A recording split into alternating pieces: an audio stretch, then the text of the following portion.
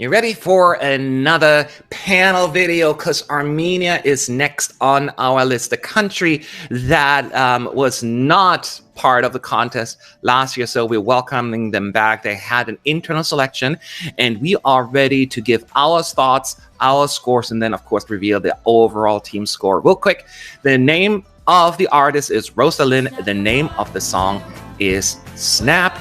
And it was released, was chosen internally by the broadcaster. The second to last song to be revealed that waited a long time, only Azerbaijan waited longer. So the question is, was it worth the wait or nah? Only one way to find out. Roy, love to hear your thoughts.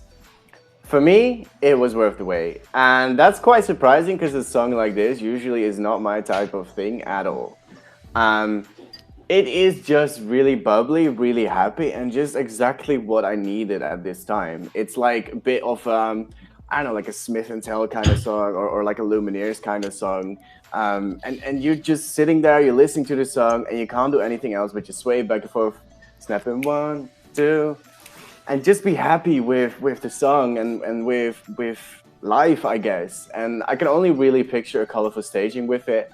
And I think that can only enhance the feeling of happiness, that enhance the feeling of euphoric feelings. That was a weird sentence, but hey, we'll excuse that. Yeah, I'm really pleased with Armenia this year, and I can't wait to see how they will do in the competition. I have my hopes quite high for them. So yeah. Yeah, hopefully. It's been a few years since they've seen the final as well. Now, Armenia's song Snap, to me, it takes me back a little bit to like the mid-late 2000s. That kind of sound was quite popular back then. Don't worry, I'm not calling it outdated, just like so many people always do when something is not like in the charts right now. You cannot reinvent the wheel over and over, in my view. It's a charming song. It's pleasant melody, pleasant singer. So if I have to summarize the song, pleasant. So it's a risky choice, actually, even though it's just on the pleasant side, only because it doesn't have a moment. It doesn't have the moment that stands out, but it's more of a relaxing vibe, which could backfire for them as well. There are moments where I wish I could say, I wish you would have taken a different turn, a different daring choice there, but it is what it is. It's a kind of song when it comes on in my playlist, I'm like, oh, I like it. I do like it, and may not be at the top of my list, but far, far, far from my bottom. So it's a good, solid entry in my view. Sean?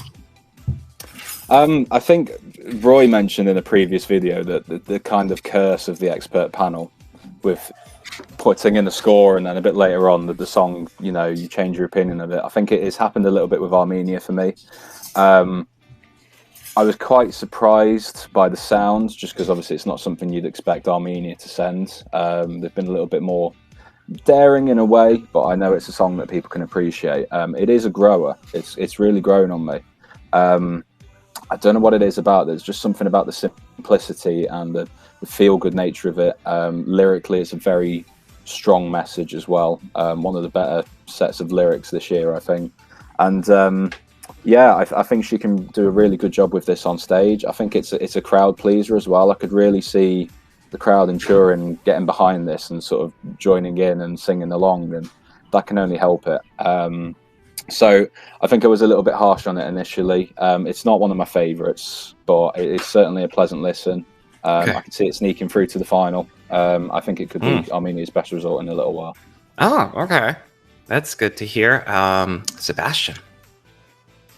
I can surely agree with Sean that this is the simplicity of this song make it stand out, but it's also the simplicity on its finest.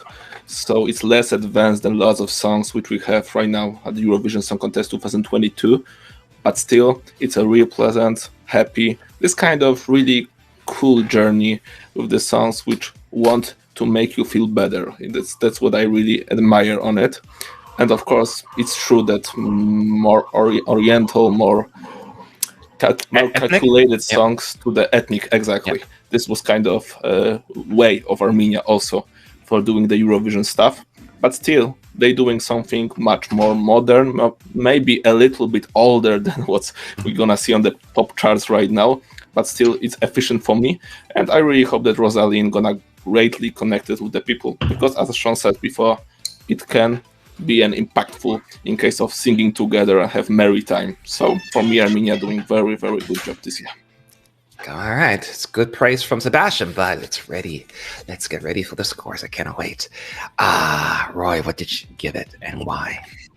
Yeah, it just stands out in this batch of songs this year. And, you know, we've seen songs like Catfisham do well, so why couldn't this do well? I really enjoy it. I still enjoy it. And every time it comes on, it puts a smile on my face. And that's why I gave it an 8.5. Wow, that is pretty darn good. My score is not quite as high, but I will say, and you make a good point about Catfisham, even, it's not a very, like, that song never had, like, a big moment either, right? It was just the feel of the song. So if that song from Armenia could kind of end up in a similar place and people just jive with it, it could go far. And but I don't even care about the predictions because it's just based on how I like the song, and it's a good song, and I'm giving it 7 points. And Sean. I feel a little bit harsh doing this, but obviously the scores were in a little while ago. I did give it 5.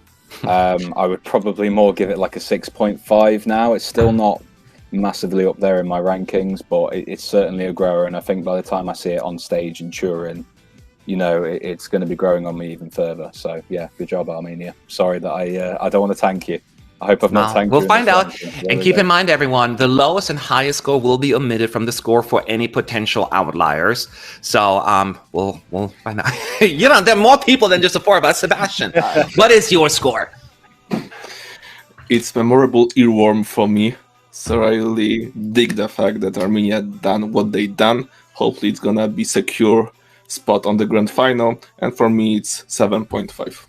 7.5 from Sebastian. So let's find out. Did Sean bring down the average, or was he overruled? Let's see. So sorry. Armenia's Team United score, again, not just the 4 of us, but everyone on the team that voted, is 6.18.